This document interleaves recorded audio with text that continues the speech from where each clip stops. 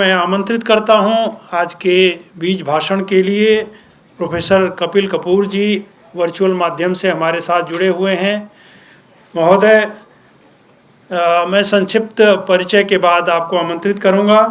आप जेएनयू में अंग्रेजी के प्रोफेसर रहे और कंकरेंट प्रोफेसर जेएनयू में पहले व्यक्ति थे 2000 में जिन्हें बनाया गया, और इंसाइक्लोपीडिया ऑफ हिंदुइज़्म के एडिटर इन चीफ रहे, जो कि 11 वॉल्यूम में प्रकाशित किया गया।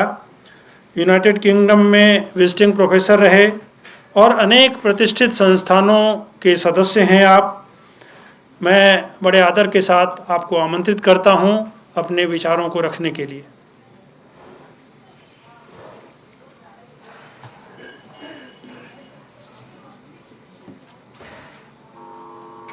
बहुत कृपा आपकी भाई साहब, आपने मुझे इंट्रोड्यूस किया। माननीय एम कृष्ण शास्त्री जी, माननीय गोविंद महंता जी, अवनीश जी और प्रोफेसर सरोज शर्मा जी,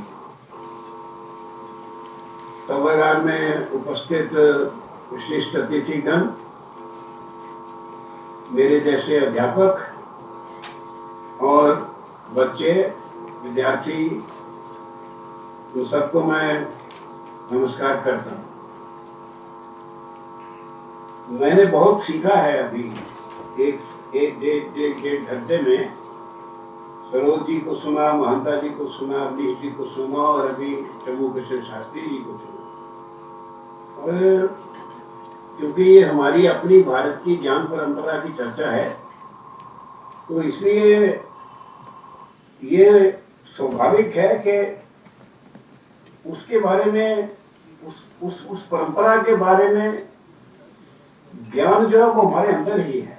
हम बहुत कुछ उसके बारे में जानते हैं, कुछ भूल गए हैं, कुछ ने भुला दिया है, पर है वो हमारे अंदर। और थोड़ी सी हवा देने से, थोड़ा सा करने से वो वापस आ जाता है।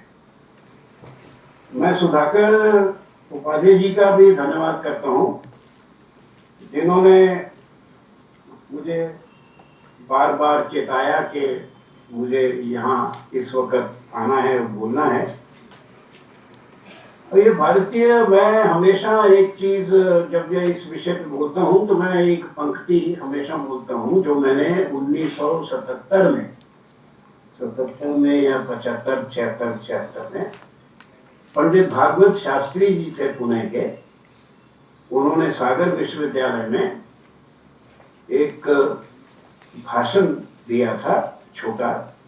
वो तो संस्कृति बोलते थे, बड़े उज्जवल, बड़े सात्विक और बड़े प्रकाशमय व्यक्ति थे, उनका व्यक्तित्व था। उन्होंने एक पहला जो वाक्य बोला था वो मैं बोलना चाहता हूँ। तो मैं हमेशा श्रद्धा से, क्योंकि मैं सोचता हूँ कि उनका नाम लेना और उनके इस वाक्य को दोहराना एक प्रकार की आरती है, एक प्रकार की तपस्या है, तब इससे लाभ ही होगा।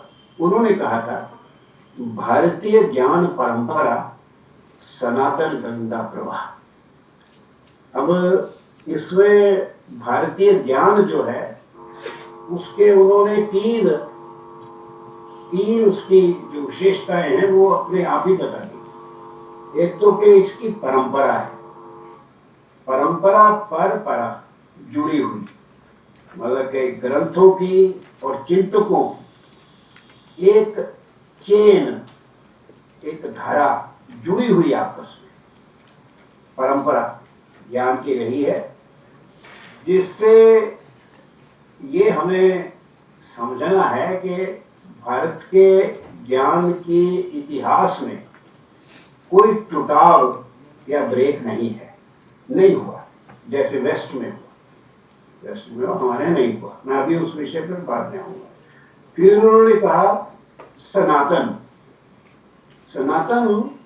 का मतलब है कि हमारा जो भारत का जो ज्ञान है, ये शायद सबसे पहले का प्रथम उच्चारण है ज्ञान का, क्योंकि मानव इतिहास में इस देश में ही पहला ग्रंथ रचा गया, पहली कविता लिखी गई, पहला गद्य पद्य का पाठ यही हुआ, पहला अरिथमेटिक का किताब यहाँ बना, पहला व्याकरण यहाँ बना, पहला धर्म सूत्र यहाँ बना।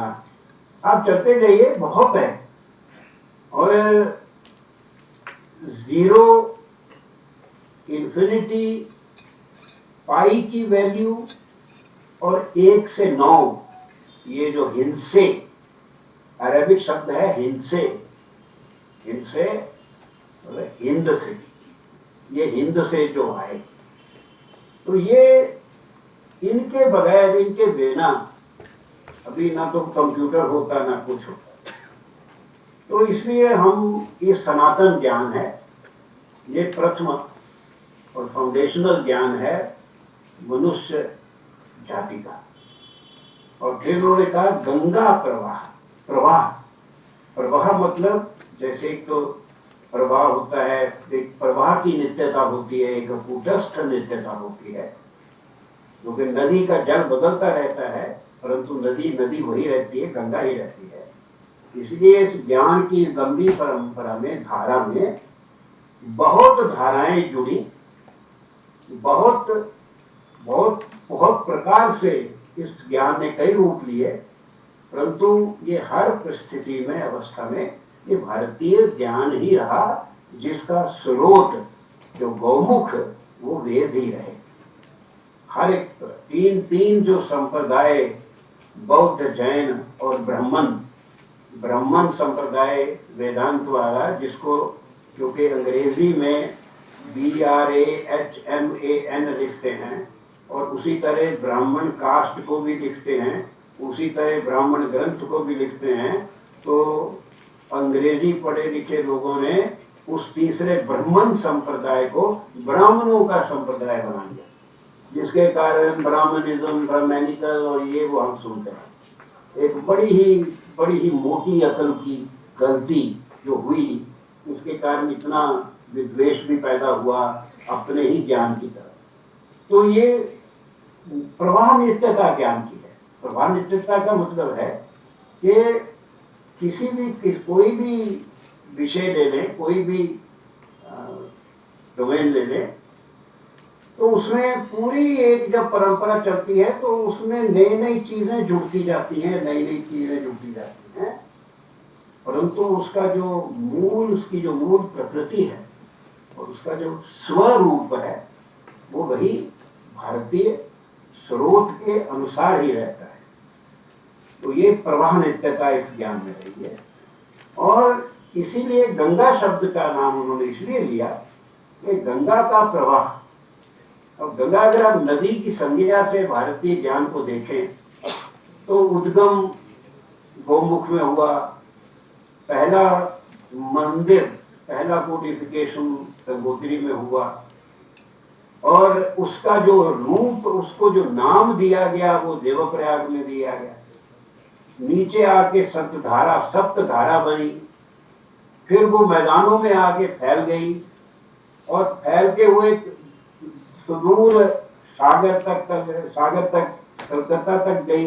और जब फैली और इस मध्य देश में आई, तो उसमें उसका जो प्रभाव है वो समाज की दूसरी व्यवस्थाओं, जैसे राजनीति के कारण, वो प्रभाव नीचे भी गया और नीचे से ऊपर भी आया। तो ये अगर आप नदी संज्ञा से देखेंगे तो एक विषय, कभी कई बार एक आध बार मैंने इस पे बोला है पूरी व्याख्या के साथ, कि किस प्रकार नदी संज्ञा से हम भारतीय ज्ञान को समझते। तो ये पंडित भागवत शास्त्री जी के बड़े उदात्त विचार थे कि भारत का ज्ञान जो है, एक तो इसमें परंपरा है। देखिए, परंपरा शब्द अब यूज ही नहीं कर सकते, प्रयोग नहीं कर सकते, अगर आप ये मानते हैं कि ये टूट गया, ये लुप्त हो गया। लुप्त नहीं हुआ। जैसे सरस्वती नदी जो बहती ही रही, वो मैं इसमें भी अभी बाद में आता हूँ। आज जो इस इनॉग्रल का आपने हमें भेजा है, मुझे भेजना है, जो पढ़ा है, उसमें 4 चीजों का उल्लेख है कि इन 4 विषयों के ऊपर हमको ध्यान देना है।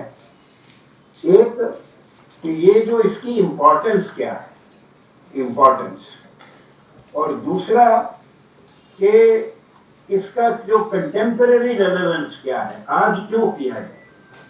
तीसरा, ये जो वर्कशॉप आप कर रहे हैं इसके अनुरूप कर रहे हैं, तो इस वर्कशॉप में इसमें से क्या लेना है। और चौथा कि हमें ये भी सोचना है कि ये हमारी परंपरा टूटी अगर, तो कब टूटी, कैसे टूटी, क्यों टूटी। तो मैं कोशिश करूंगा कि इन्हीं विषयों पे थोड़ा, क्योंकि टाइम ज्यादा नहीं लेना, मुझे कहा गया आधे घंटे में, तो मैं मोटी मोटी बातें, जैसे खो खो का खेल होता है ना, खो खो में जस्ट हाथ लगा के चले जाते हैं, तो उसी तरह मैं विषयों पे हाथ लगा के चला जाऊंगा। पहला है इंपॉर्टेंस। देखिए, अगर आप विश्व में ज्ञान परंपराएं देखते हैं तो छह हैं। यहूदियों की, यूनानियों की, अरब लोगों की, और इनकी चीन के लोगों की भी अपनी ही परंपरा है, और हमारी मतलब भारत की वैदिक। मैं कोई मिस कर रहा हूं, मेरा नहीं ख्याल कि मैं मिस कर रहा हूं। ज्यूइश है, ग्रीक है, क्रिश्चियन, हाँ ईसाई, Christian, Jewish, then Christian, then Islamic कहिए या अरबिक कहिए, उसके बाद ये जो है चाइनीज, और उसके बाद वैदिक। अब इन सारी ज्ञान परंपराओं में आप देखेंगे कि बाकी जो 4 हैं, देखिए इनमें से इनको 2 भागों में आप बांट सकते हैं, यूनान, चीन और वैदिक। ये तीनों एक प्रकार के आपस से जुड़े हुए हैं, आपस में जुड़े हुए हैं। मोर और लेस ये पेगन है, थियोसेंट्रिक नहीं है, गॉड सेंटर्ड नहीं है, ये मोर और लेस है। इसलिए इनके, जैसे यूनान का दर्शन, प्लेटो का दर्शन और भारत का दर्शन, बहुत उनके संबंध है उसका आपस में। और इसी तरह हमारा आचार कंडक्ट, आचार विद्या, जैसे बौद्ध धर्म का अष्टांग मार्ग इत्यादि हैं, हमारा जो आचार की विद्या, जो ज्ञान है, उसका चीन के कन्फ्यूशियस और लाओ त्से वगैरह के साथ बहुत मिलता है। तो इन तीनों को एक अगर हम अलग रखें तो फिर उधर बचते हैं ये ज्यूइश और क्रिश्चियन और अरबिक। और ये 3 जो हैं, इसलिए पूरी ज्ञान परंपराएं 2 में बांटी जा सकती है, 2 में, जो मैंने अभी बताया आपको। मैं ज्यादा डिटेल में नहीं जाऊंगा। वो 2 जो दूसरी है, ज्यूइश क्रिश्चियन अरेबिक, और उसमें ग्रीक का भी रोल है, क्योंकि ग्रीक फिजिकली वहां था, मानसिक रूप से ग्रीक वेस्ट में नहीं है, पर ज्योग्राफिकली वो वहां था। और उसका प्रभाव, उसकी जो बहस थी, आर्ग्यूमेंट, वो ज्यूइश हेब्राइक थॉट के साथ थी बहस। और उन दोनों का प्रभाव जो है वो क्रिश्चियनिटी में आया, क्रिश्चियन में। और तीनों का जो प्रभाव है, उसके विरोध या उसके सापेक्ष जो ग्रोथ है, वो अरेबिक, जो इस्लामिक ज्ञान में आया। और वो अलग है बात। तो 2 ज्ञान परंपराएं हैं। एक, उसका नाम लेना, ये जो पश्चिमी एशिया की जो ज्ञान परंपराएं हैं, इसका नाम लेना थोड़ा कठिन है, क्योंकि इसको अब्राहमिक भी कह सकते हैं, हेब्राइक भी कह सकते हैं, रेस के हिसाब से सेमेटिक भी कहते हैं। वो उसमें बहस होती है, लोग बहस करते हैं। जो भी आप नाम लेते हैं तो कई लोग प्रोटेस्ट करते कि भाई ये आपने ऐसे क्यों कहा, परंतु वो तीनों हम इकट्ठे एक ही चीज का नाम लेते हैं, क्योंकि ये जो एक बड़ा सुंदर हमारे सागर के प्रोफेसर साहब ने कहा, अब्रह्मिक और ब्रह्मिक। ये भेद है। हमारा जो वैदिक ज्ञान है वो ब्रह्मन के अराउंड है। ब्रह्मन की जो धारणा है वो हमारी मूल कोटि है। और पूरा भारतीय बौद्धिक इतिहास, बौद्धिक चिंतन का इतिहास काफी हद तक उसी अवधारणा के चारों तरफ विकसित हुआ है। और उधर है अब्रह्मिक, ब्रह्मन नहीं, वो है गॉड सेंटर, एक ईश्वरवादी, एक ईश्वर, वो भी निराकार, परंतु निर्गुण नहीं। ये उसका एक लॉजिकल फॉल्ट लाइन है पश्चिम एशिया की ज्ञान परंपराओं का, कि गॉड है, एक है, भगवान एक है और फॉर्मलेस है, परंतु निर्गुण नहीं है।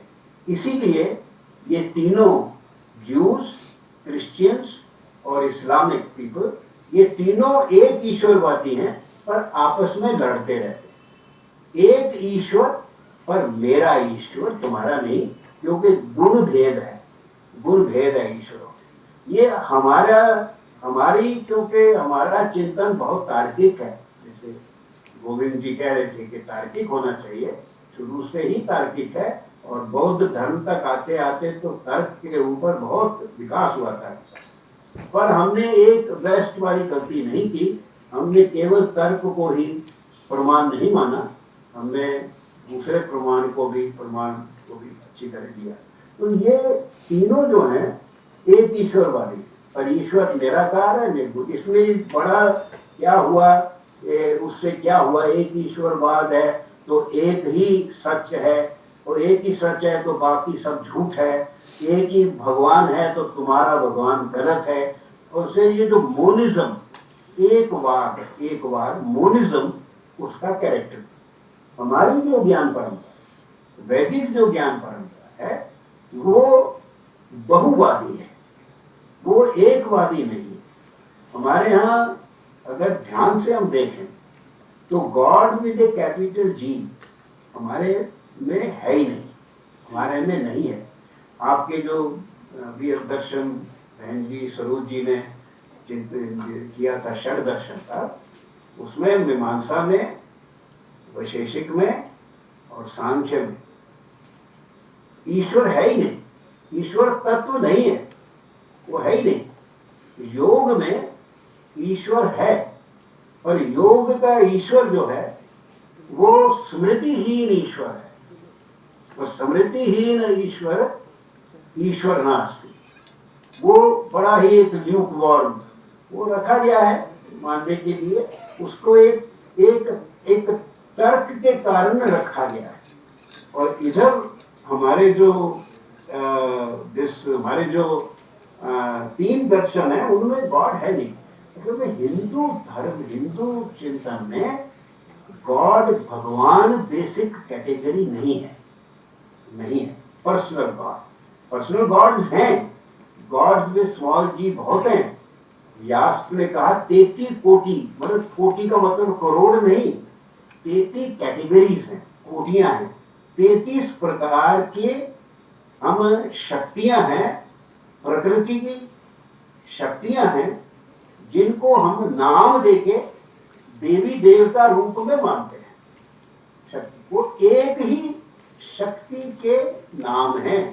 और व्यास के बड़े सुंदर ढंग से बताते हैं कि जैसे एक घर में, जो जॉइंट फैमिली में एक कोई छोटी लड़की होती है जो बड़ी, वो सबकी फेवरेट है, तो उस लड़की के कई नाम होते हैं।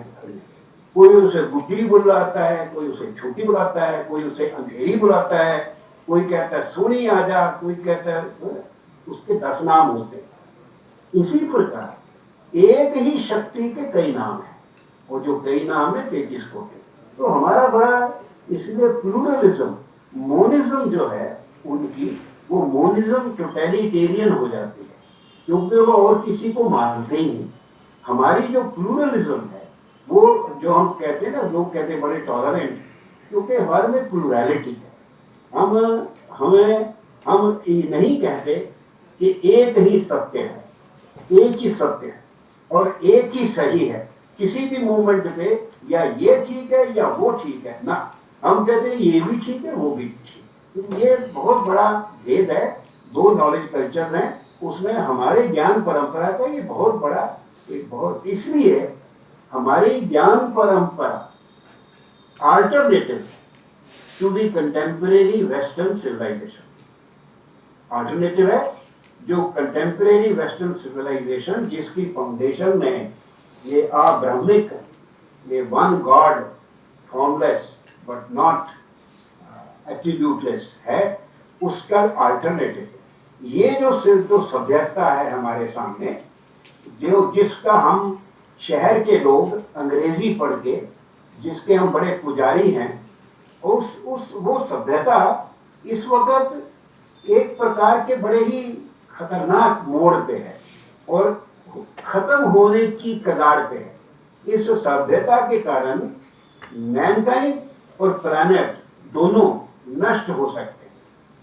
तो अगर मैनकाइंड को बचना है या प्लैनेट को बचना है, तो भारत की जो ज्ञान परंपरा है वो वही एक रास्ता दिखाती है। इसलिए सबसे बड़ी रेलेवेंस इस ज्ञान की, इसलिए ये नहीं कि हम अपने बच्चों हम भी इसको सीखें। हमारा जो ज्ञान है जो कि काफी हद तक एक आम भारतीय में, आम भारतीय जिसने अंग्रेजी शिक्षा नहीं दी, आम भारतीय के मानस में ये ज्ञान बड़ा जीवित है, उसके जीवन मूल्य भी बड़े जीवित है। अब हम लोग, मैं और आप पढ़े लिखे लोग जो हैं, हम ही अनपढ़ हैं, हम ही कट गए उस ज्ञान से, पर वो लोग नहीं कटे। परंतु इस ज्ञान को का अध्ययन करके, इसका अध्ययन करके, इसको उजागर करके, जागृत करके पश्चिमी सभ्यता की तरफ ले जाना, वो खुद ले जा रहे हैं। 19वीं शताब्दी में उन्होंने हमारे 120 ग्रंथों का अनुवाद किया, इसीलिए किया वो समझते थे कि हमारी जो सभ्यता है वो एक प्रकार की दहलीज पे पहुंच रही है और उस दहलीज को पार करने के लिए हमें मटेरियल से स्पिरिचुअल की तरफ जाना पड़ेगा और अध्यात्म की तरफ जाना पड़ेगा। उसके लिए भारतीय सभ्यता और संस्कृति और ज्ञान को हमें अनुग्रहित करना है और वो कर रहे हैं, करते हैं, हमारे से ज्यादा कर रहे हैं। तो पहली बात तो ये है कि इसकी इंपॉर्टेंस ये है। फिर ये पर सनातन है ना, सनातन और सनातन में ये सब आ गया और एक ही प्रकार से। दूसरा इसका यह है कि ये बहुत विशाल ज्ञान परंपरा, बहुत विशाल। भारत की ज्ञान की स्रोत भाषाएं 4 हैं, मैं तो 5 मानता हूं आज तक। वो उसका कारण है भारत की जो ज्ञान की स्रोत भाषाएं हैं, संस्कृत, पुरातन तमिल, पाली और प्राकृत। और मैं अब अवेस्तन को भी, अवेस्तन जो पारसी भाइयों की, पारसी लोगों की भाषा है, वो बहुत कम है, 60,000 हैं और बड़े शांत लोग हैं। जब से नवसारी में आए और दूध में शक्कर की तरह इस देश में रहे और अपने छोटे होने के बावजूद नंबर में बहुत इस देश के लिए उन लोगों ने किया है। पर क्योंकि वो शांत लोग हैं और बसें नहीं जलाते, पत्थर नहीं मारते, तो इसका मतलब ये नहीं कि हम उनकी संस्कृति या उनकी सभ्यता, जो कि अब एग्जाइल में है, वो एग्जाइल में है, वो ईरान से एग्जाइल में हमारे यहाँ है, तो हमें उनकी संस्कृति, सभ्यता और भाषा को भी, उनके ज्ञान को भी अपना ही ज्ञान समझ के उजागर करना है। तो ये 5 स्रोत भाषा, इनमें इतने ग्रंथ हैं, बौद्धिक ग्रंथ हैं कि दुनिया के सारे बौद्धिक ग्रंथ एक तरफ और भारत के बौद्धिक ग्रंथ एक तरफ, और पलड़ा भारी रहेगा। इसका आप अंदाज इससे लगा सकते हैं कि लाइब्रेरियां जली, 6-6 महीने लाइब्रेरियां जलाई गई, विश्वविद्यालय नष्ट किए गए, 9 विश्वविद्यालय नष्ट किए गए, परंतु फिर भी इस वक्त 1 करोड़ से ज्यादा पांडुलिपियां हमारे देश में, 1 करोड़ से ज्यादा, और उनको प्रैक्टिकली उनमें से 90 से 95% का तो अध्ययन ही नहीं हुआ, अध्ययन ही नहीं हुआ। उनका उनको छापना, एडिशन बनाना वो तो और बात है, अध्ययन ही नहीं हुआ। तो बड़ा मैसिव ये बौद्धिक संसार जो है हमारे लिए, देखिए भारत की सभ्यता ज्ञान केंद्रित है, भारत की संस्कृति मूल्य आधारित है, और भारत का समाज कर्तव्य परक है, और भारत की चेतना एकात्मता की चेतना है, और जो एकात्मता है वो ज्ञान जनित चैतन्य का प्रभाव है। ज्ञान जनित जो भारत के ज्ञान है उससे जो चेतना जनित पैदा हुई वो पूर्व चेतना का रूप है एकात्मता। आप इस देश में कहीं भी चले जाइए, भाषा अलग होगी, आपके कपड़े अलग होंगे, आप दिखने में अलग होंगे, पर आपको हर जगह यही लगेगा कि मैं उसी देश में, क्योंकि एक आत्मता किसकी छोटी छोटी बातों कि आप एक आपको लगता है बाहर से आया है तो आप उसको कैसे बैठाते हैं, कैसे चाय पिलाते हैं, कैसे उससे वाद करते हैं, भाषा कॉमन नहीं है कैसे, ये सारे देश में एक जैसा है। चाहे आप गारो हिल्स में चले जाइए, चाहे नॉर्थ में लद्दाख चले जाइए, साउथ के किसी डीप साउथ के गांव में चले जाइए, पश्चिम में चले जाइए, आपको सब जगह वैसा ही मिलेगा। तो ये जो एकात्मता और सोच की एकात्मता, तो प्रमुख कृष्ण शास्त्री जी जिक्र कर रहे थे कि सोच की एकात्मता तो है ही हिंदुस्तान में। आप इस देश में आप अगर किसी स्कूल के बच्चे को भी कहोगे ना, बेटा तूने तो ये काम बहुत अच्छा कर दिया, तूने बहुत अच्छा काम किया, वो आप चेक कर लीजिए कहीं भी देश में वो कहेगा जी हो गया, हाँ जी हो गया, ये नहीं कहेगा हाँ जी मैंने कर दिया, ये नहीं कहेगा। कर्म का अभाव, कर्ता का अभाव, कर्ता भाव का अभाव, ये हमारी सोच है। कर्म का भाव, कर्ता का भाव नहीं है। तो ये इसलिए मैसिव है, एक तो सनातन है, दूसरी मैसिव, और तीसरा ये ऑटोनोमस है। बाकी जो ज्ञान परंपराएं हैं वो आपस में गुथी हुई हैं, एक दूसरे पे आधारित हैं, तो स्पष्ट रूप से एक ज्ञान परंपरा को दूसरे से अलग नहीं कर सकते, और उनकी परंपरा है ही नहीं, परंपरा नहीं है। देखिए यूनान का जो ज्ञान था, ज्ञान परंपरा की, वो तो टूट गई पहली सदी, खत्म हो गई रोमन इन्वेशन के बाद। तो उसके बाद तो ज्ञान, आज का यूनान और उस वक्त के यूनान का कोई संबंध नहीं। उस यूनान की जो यूनानी भाषा है उसको अगर आप आज की यूनानी भाषा से जोड़ेंगे तो जुड़ती नहीं है। इसलिए पुराने ग्रीक जो ग्रंथ हैं उनको अनुवाद करना पड़ता है, मॉडर्न ग्रीक में भी अनुवाद करते हैं और अंग्रेजी में तो करते ही हैं। तो कंटिन्यूटी नहीं है, परंपरा नहीं है, टूट गई।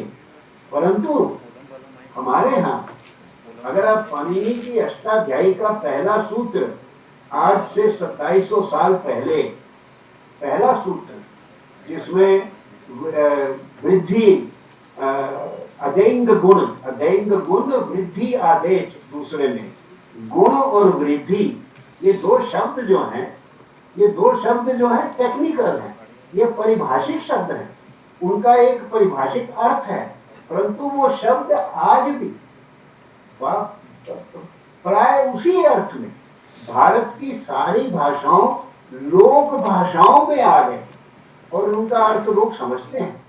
तो ये शब्दों की ही कंटिन्यूटी, ये शब्दों का ही प्रवाह नहीं है, ये विचारों का प्रवाह है, ये ज्ञान का प्रवाह है जो टूटा नहीं, अक्षुण्ण रहा, अवचिन्न रहा और अविरल रहा, बहता रहा। तो ये अब उसमें पहले अग्नि, जितने शब्द हैं वो आजकल भी जीवित हैं।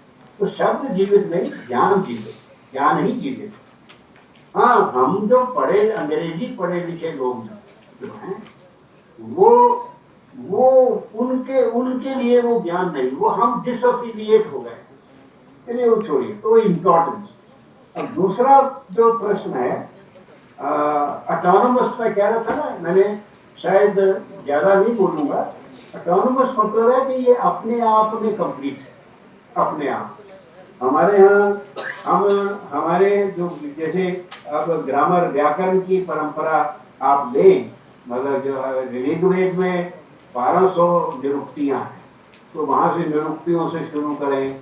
फिर आप जो ये शिक्षा वाले थिंकर्स हैं, फिर जो जिन्होंने लेक्सिकॉन बनाए, कोश बनाए, जिन्होंने पाठ बनाए, पाठ कई प्रकार के पाठ बनाए, उसमें व्याकरण में करते करते जो 10 वैयाकरण जिनको पाणिनि ने जिनका नाम लिए हैं, 10 वैयाकरण उनसे पहले, फिर बात अब पाणिनि खुद 2700 साल पहले, तो उसके पहले 10 वैयाकरण तो पता नहीं कितने पहले।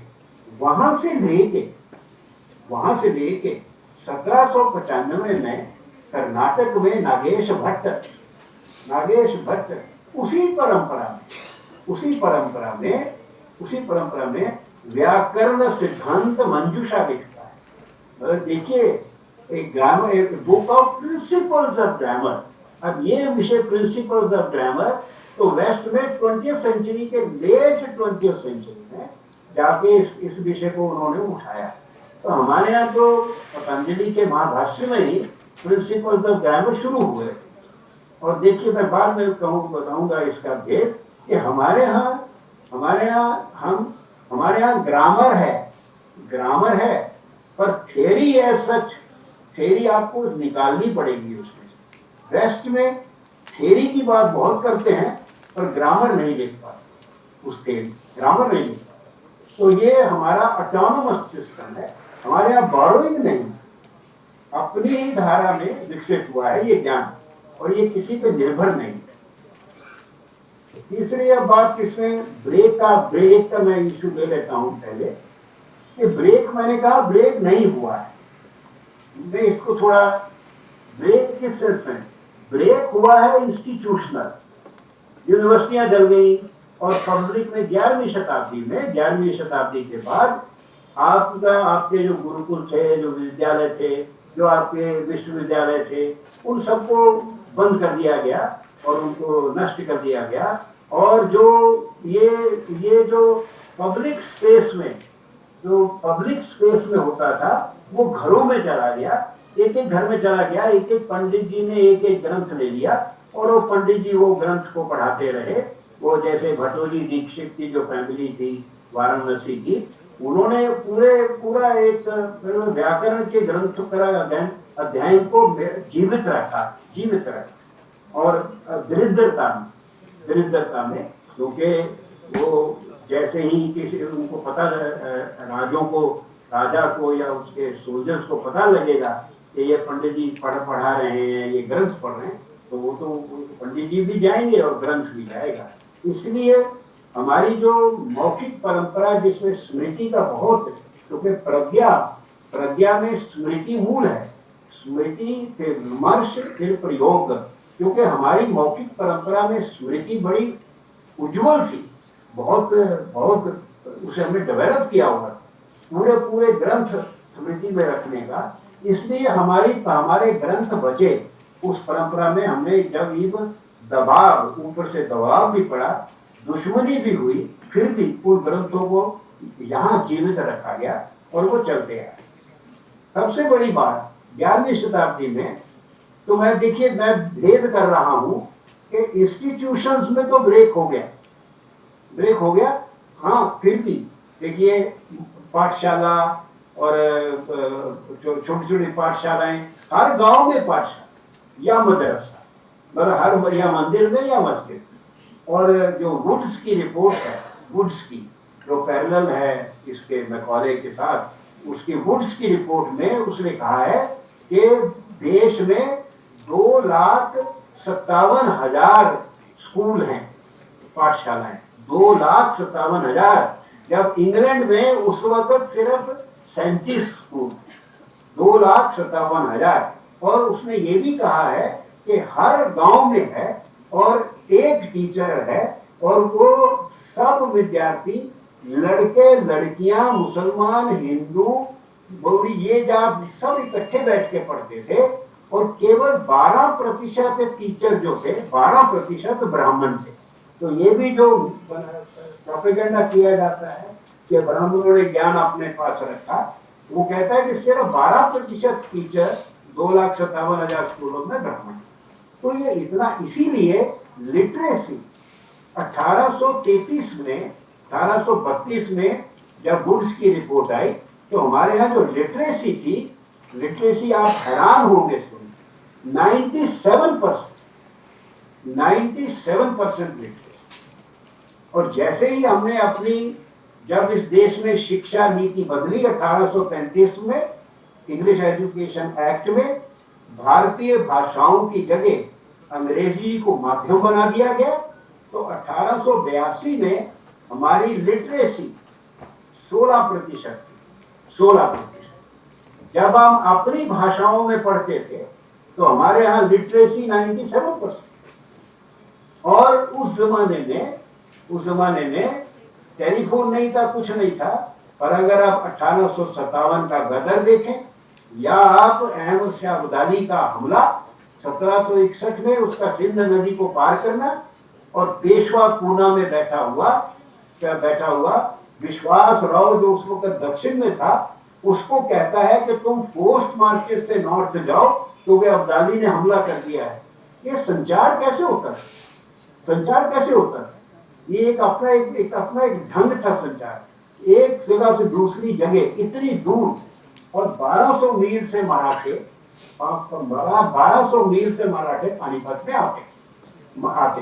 तो ये जो हमारे यहाँ जो ज्ञान का प्रसार था, उसकी प्रसार विधियां और थी, मौखिक परंपरा के साथ और ध्वनि से। मैं आपको थोड़ा इंडिकेट कर दूं कि पहाड़ियों जो हाईएस्ट पॉइंट के ऊपर ड्रम होते थे, तो कोई मैसेज जो होता था इंपॉर्टेंट, वो ड्रम बजाए जाते थे, और वो ड्रम से थोड़े समय में ही मैसेज आगरा से पूना पहुंच जाता था। जब शिवाजी आगरा से निकले तो 1 घंटे के अंदर महाराष्ट्र में पता लग गया था कि शिवाजी आगरा जेल से निकल गए। 1 घंटे पता लग गया। तो ये जो मौखिक परंपरा हमारी है, इस मौखिक परंपरा में ब्रेक नहीं आया। हमारे यहाँ देखिए 11वीं शताब्दी में, मैं इसको कहता हूँ वर्नैकुलराइजेशन, कई लोग माइंड करते हैं, मतलब लोक भाषीकरण। जो ज्ञान संस्कृत, पाली, प्राकृत, तमिल वगैरह में था, उस ज्ञान को 11वीं शताब्दी के बाद लोक भाषाओं में डाला गया। दो प्रकार से डाला गया। एक तो बड़े बड़े लर्नेड जो थिंकर्स थे, उन्होंने लोक भाषा में ग्रंथों के ऊपर भाषण दिए, ग्रंथों को लोगों को समझाया लोक भाषा में। रामानुजाचार्य जी तिरुपरंबदूर में तमिल में भाषण देते थे, तो जो चोल राजा था उसने कहा ये तुम नहीं कर सकते, ये तो आप इसके, ये तो वेद जो है या जो उपनिषद है, ये तो ब्रह्मसूत्र है, इसका तो आप चर्चा संस्कृत में ही कर सकते। तो उन्होंने कहा मैं तो वही कर रहा हूँ जो महात्मा बुद्ध ने किया। उन्होंने भी उस ज्ञान को, ग्रंथों के ज्ञान को Pali language of the market, language of the village, Pali में तो बोले थे, तो मैं तो लोगों से बात कर रहा हूँ। तो उन्होंने कहा मेरा प्रदेश छोड़ दीजिए। तो जो मांड्या है, मैसूर और इसमें बंगलौर के रास्ते में मांड्या के राजा ने उनको शरण दी, और वो जो ऊपर उनको स्थान दिया, बड़ा बहुत जो सुंदर स्थान है, वहां पे उन्होंने 12 साल रह के, 12 साल तो उन्होंने ब्रह्मसूत्र भाष्य के ऊपर प्रवचन किया, तमिल में प्रवचन किए, और बाद में ग्रंथ रचना संस्कृत में की, श्री भाष्य जिसको कहते हैं। तो रामानुजाचार्य से शुरू होके आप चलते आइए, ज्ञानेश्वर महाराष्ट्र में, ये हेमचंद्राचार्य गुजरात में, और ये गुरु नानक ने पूरा ब्रह्म ज्ञान जो है उपनिषदों का, वो पंजाबी भाषा में। उनका जपजी साहब जो है वो निर्गुण ब्रह्म के बारे में है, उनका दक्षिणी ओंकार जो है वो सगुण ब्रह्म के बारे में है। और गुरु गोविंद सिंह जी, आप 17वीं शताब्दी में आ गए हैं, गुरु गोविंद सिंह जी ने भागवत पुराण भाषा में किया, कोई गए कथा फगौती भी भाखा दियो बनाए, तो 7वीं शताब्दी में भागवत पुराण तो टूटा नहीं, ज्ञान कोई ब्रेक नहीं हुआ, जीवित रहा, लोकमानस में जीवित रहा, जनमानस में जीवित रहा, इंस्टीट्यूशन नहीं रही।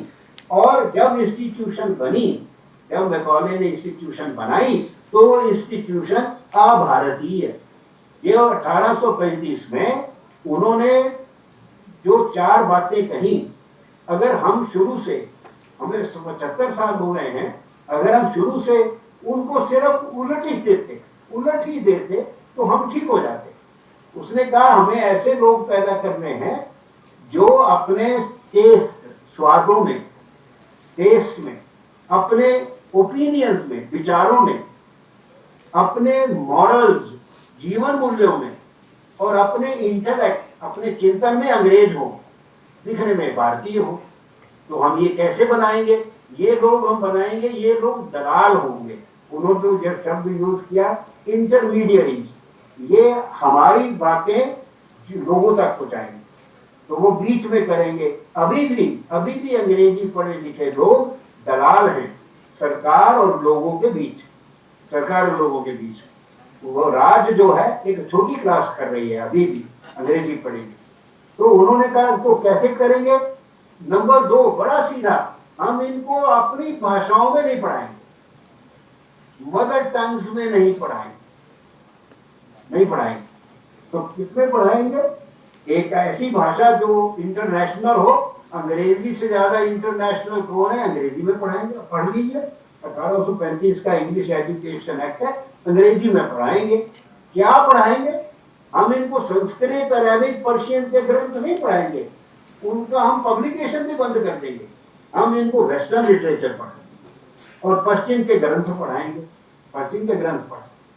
और इसलिए जितना पैसा हम अभी तक संस्कृत और अरेबिक इस पे खर्चते रहे हैं, या पाठशालाओं पे करते रहे हैं, या मदरसों पे करते रहे हैं, वो सब बंद करके सारा पैसा अंग्रेजी शिक्षा देने में और अंग्रेजी ग्रंथों को प्रचार प्रसार करने में। तो देखिए, अगर भारतीय ज्ञान परंपरा को हमने, तब तक क्या था 1832 तक 97% लिटरेसी, हर प्रदेश का व्यक्ति अपनी भाषा में लिटरेट था।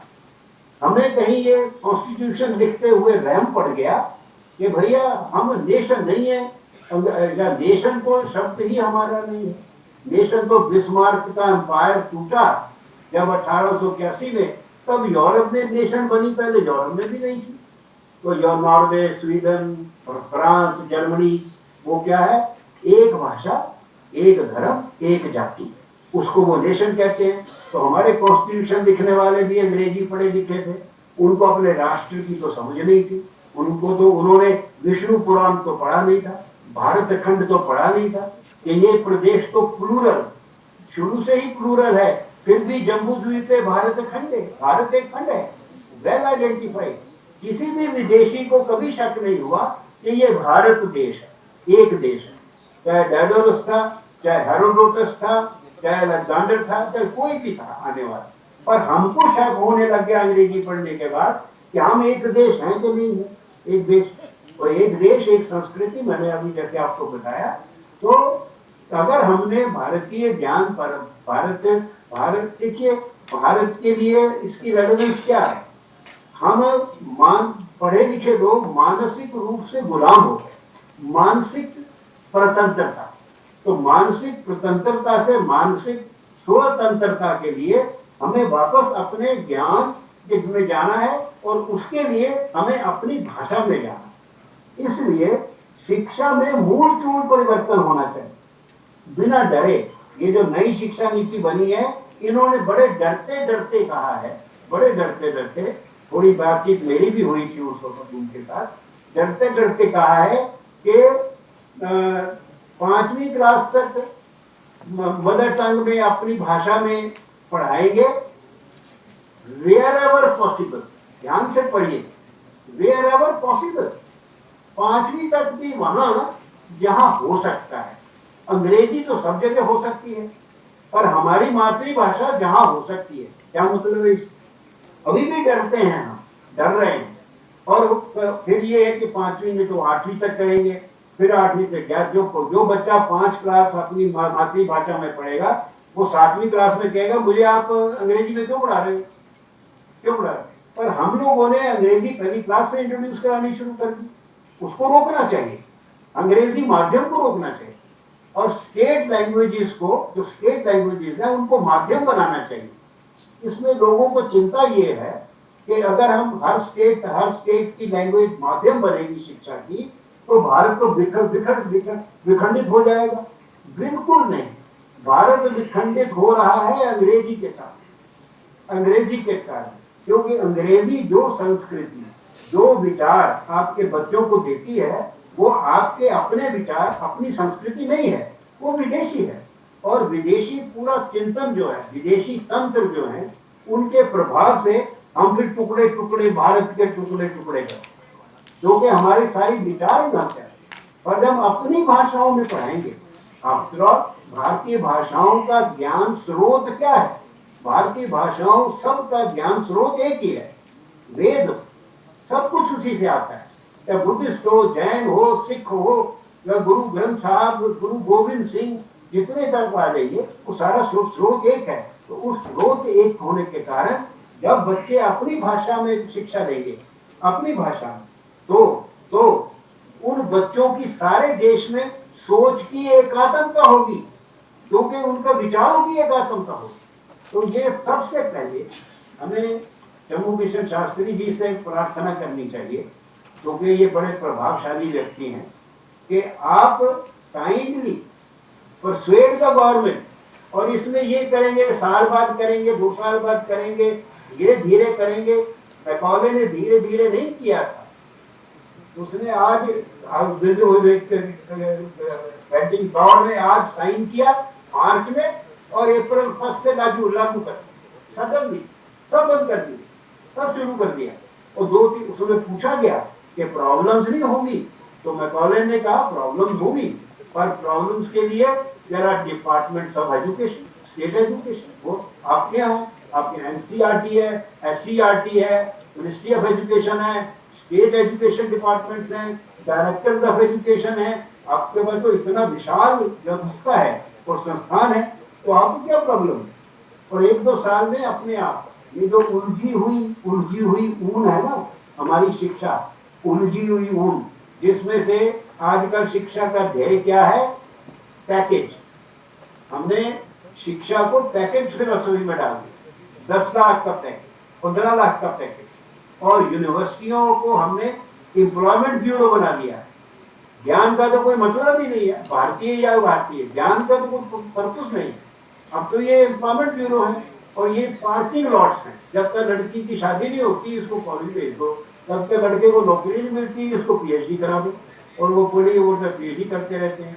तो मूल चूल परिवर्तन, पहला स्टेप, शिक्षा का माध्यम राज्य की भाषाएं होनी चाहिए, पहली क्लास से लेके ऊपर तक। अगर आप अपनी भाषा में पढ़ोगे, अपने आप अपने ग्रंथ पढ़ोगे, अपने ग्रंथ लाओगे, अपने एपिक्स पढ़ोगे, अपने काव्य पढ़ोगे, अपनी कविता पढ़ोगे, और उन सब का जो रस है, उनका जो मूल है, उनका जो मूल रस है, वो भारतीय है सब।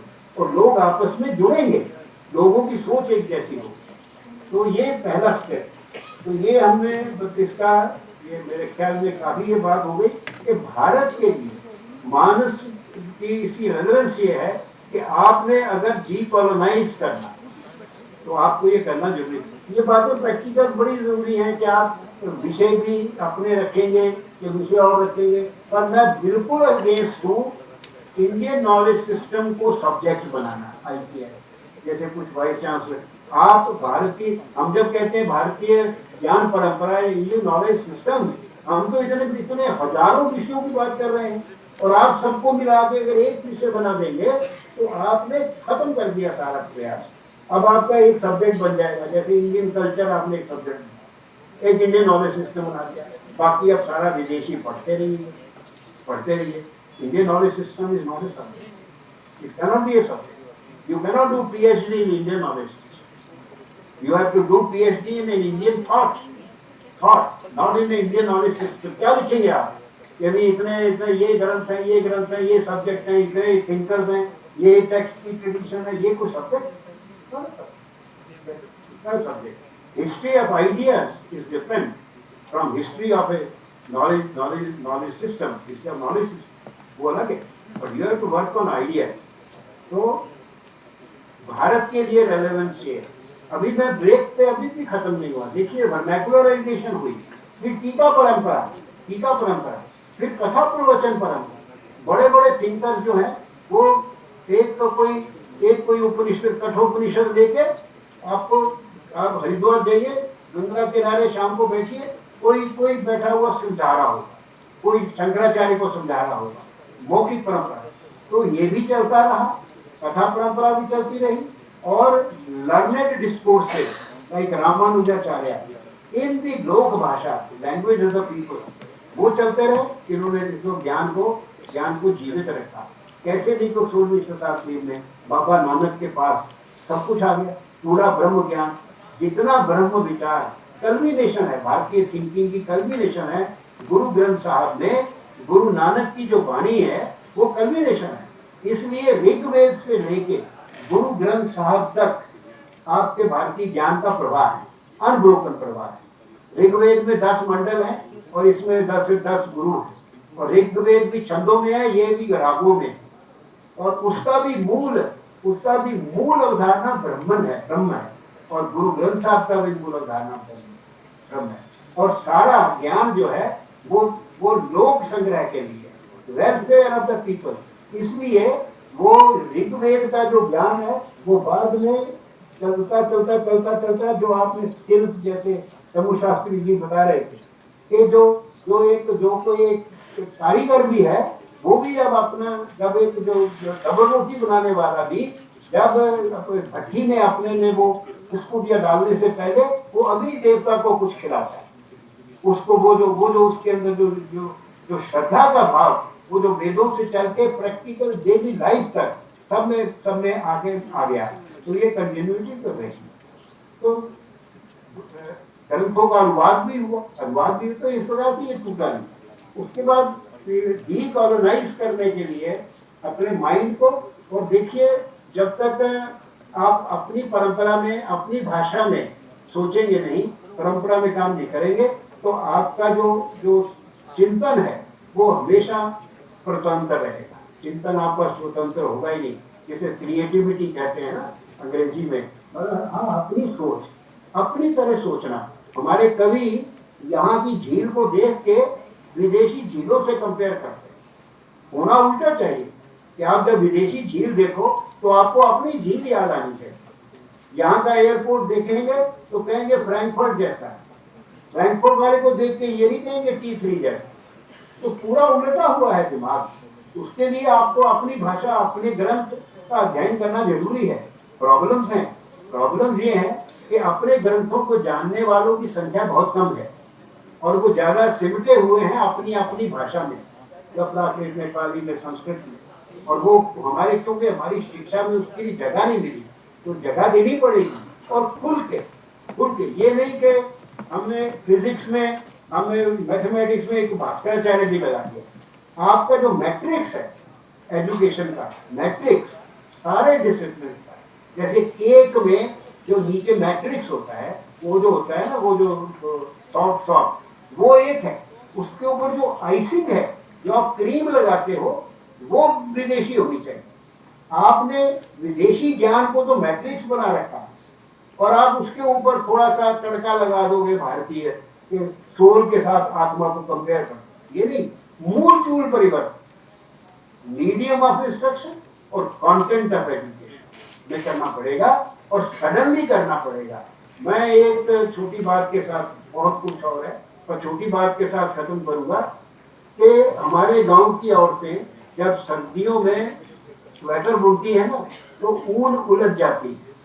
जब ऊन उलझ जाती है तो कोई बड़ी सियाणी माता बड़ी एकाग्र चित्त होकर उसमें से वो धागा ढूंढती है जिसको खींचने से वो सारी ऊन जो है वो सुलझ जाए. हमारी शिक्षा उलझी हुई ऊन है. ये कोई भी पर्पस सर्व नहीं करता.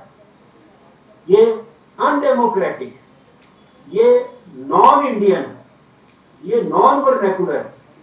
मतलब भारत की जो शिक्षा है ना डेमोक्रेटिक है, ना फेडरल है, ना वर्नैकुलर है, ना ही इंडियन। तो ये उलझी हुई ऊन है। इसका वो कौन सा धागा है जिसको खींचने से ये सुलझ जाएगी? वो धागा है शिक्षा की माध्यम, शिक्षा का माध्यम, माध्यम भाषा। कौन सी भाषा? प्रदेशों की भाषा को माध्यम बनाइए, आपकी शिक्षा, उलझी हुई शिक्षा सुलझ जाएगी। अपने आप आपके भारत ग्रंथ और ज्ञान अपने आप आ जाएगा भाषा, अपने आप। धन्यवाद। Thank you sir.